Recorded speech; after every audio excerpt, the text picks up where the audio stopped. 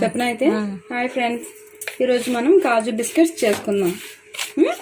అవి మైదాతో 1/2 kg మైదాలో ఒక 6 స్పూన్లు పంచదార, నెక్స్ట్ సాల్ట్, ఇంకా వాము, తిని సోడా వేసి కలిపిన పౌడర్ ఇది. దీంట్లో మనం బాగా వేడి చేసుకున్న నెయ్యి కానీ నూనె కానీ ఏదైతే అది మనకి ఏది అవైలబుల్గా ఉంటే అది వేసుకొని ఇలా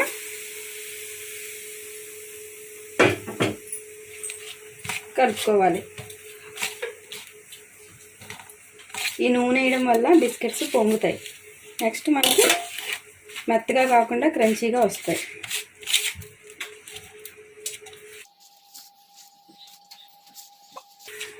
ఇదంతా ఇలా కలుపుకున్నాక మన పిండిని వాటర్తో కాకుండా ఫస్ట్ ఇదంతా ఇలా ఇలా అన్నాక పిండి ఇలా ఇలా ముద్ద చేస్తే ఇలా రావాలి, ఇలా రావాలన్నమాట. అప్పుడు మనం వాటర్తో మెత్తగా చపాతీ ముద్దలా కలుపుకోవాలి.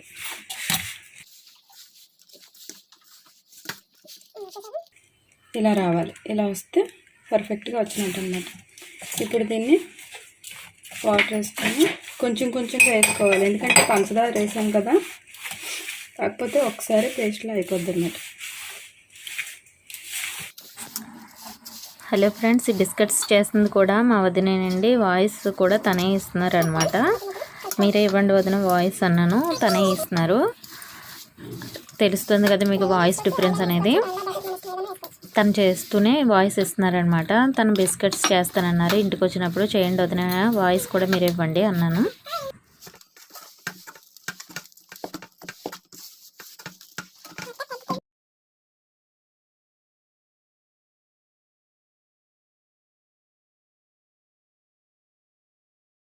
దీన్ని ఒక పావు గంట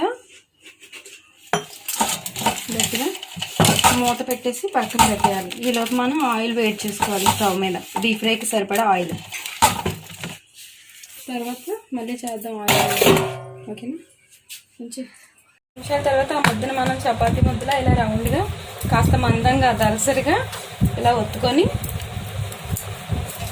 కాస్త మందంగానే ఉండాలి, మరీ పలుచగా అయితే బాగుండవు కాజు బిస్కెట్స్. ఈ మాత్రం మందం ఉండాలి. నేను చూపిస్తున్నాను కదా, ఇలాంటి ఒక కప్పు టానిక్ కప్పు ఉంటాయి కదా, తీసుకొని ఒకే లైన్లో చూసారు కదా, కాజు షేప్ వచ్చేలా కట్ చేసుకోవాలి. ఇలానే ఒకే లైన్లో అన్నీ జాగ్రత్తగా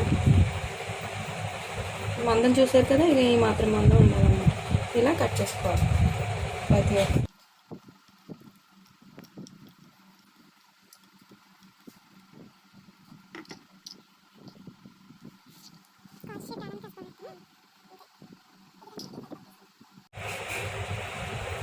ఈ మాత్రం మందం ఉండాలి, కాకపోతే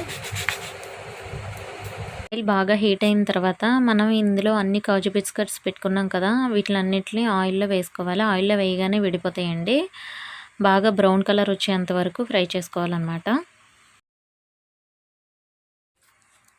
నా వీడియోస్ కనుక మీకు నచ్చినట్లయితే సబ్స్క్రైబ్ చేసి సపోర్ట్ చేయండి ఫ్రెండ్స్. అలాగే లైక్ చేయండి, షేర్ చేయండి.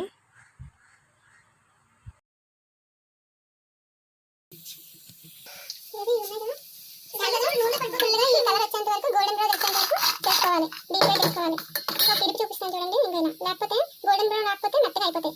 బాగా వేయించుకోవాలన్నమాట, సిమ్లో పెట్టి బాగా వేయించుకోవాలి. సిమ్లో కాదు, మీడియంలో. లైట్గా సాల్ట్ ఒక 1/2 స్పూన్, కారం వేసుకొని